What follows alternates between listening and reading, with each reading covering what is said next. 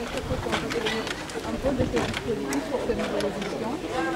Je vous remercie, c'est un dispositif rassurant, comme je viens de le dire dans la salle. Nous avons suivi deux exposés. Un premier exposé fait par l'officier d'hygiène qui nous a accueillis, qui nous a montré ce qui était fait dans ce domaine. Et tout de suite, on vient de voir une présentation plus complète faite par le médecin-chef district. On sent un travail d'équipe coordonné par le régional. C'est toute une région qui s'est mobilisée pour prendre en charge un événement important qui est le pèlerinage marial de Popenguine.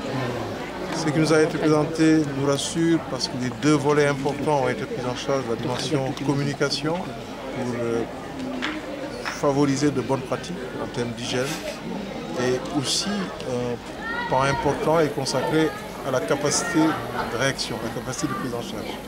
Et ce qui a été montré en termes de mobilisation de moyens logistiques, en termes d'ambulances médicalisées, en termes de camps médicaux, en termes de camions ambulances, en termes d'hélicoptères disposés à intervenir, en termes d'ambulances médicalisées. Donc c'est autant de moyens mis en place et autant de moyens que nous sommes sûrs qui seront très bien utilisés parce que des ressources humaines de très bonne qualité également ont été mobilisées. Ça nous rassure et je disais tout de suite au médecin-chef que le faisant, nous sommes dans notre rôle. C'est à nous de mettre en place un dispositif qui sécurise, qui rassure les pèlerins qui vont venir pour cet événement important. Donc je ne peux que me féliciter de ce que j'ai vu. Et ce que le ministre de la Santé et de l'Action sociale nous a demandé de venir vérifier, nous y rendrons compte fidèlement. Et je disais tantôt au régional que c'est un compte rendu qui sera facile parce qu'on est toujours plus à l'aise de rendre compte de quelque chose de bien.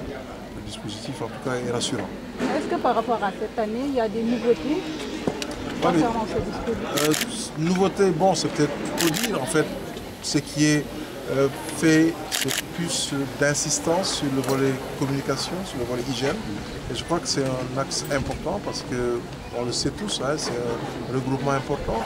Donc il y aura des gens venant d'horizons divers et donc ceci devrait être mis à profit pour anticiper sur des comportements qui pourraient avoir un impact négatif sur la santé et en mettant focus sur la communication, sur l'information, on crée les conditions d'une santé préservée, voilà, si je puis dire. Oui, la population de Popenguine grandit d'année en année. Il y a le programme spécial des villes religieuses, initié par le président Macky Sall.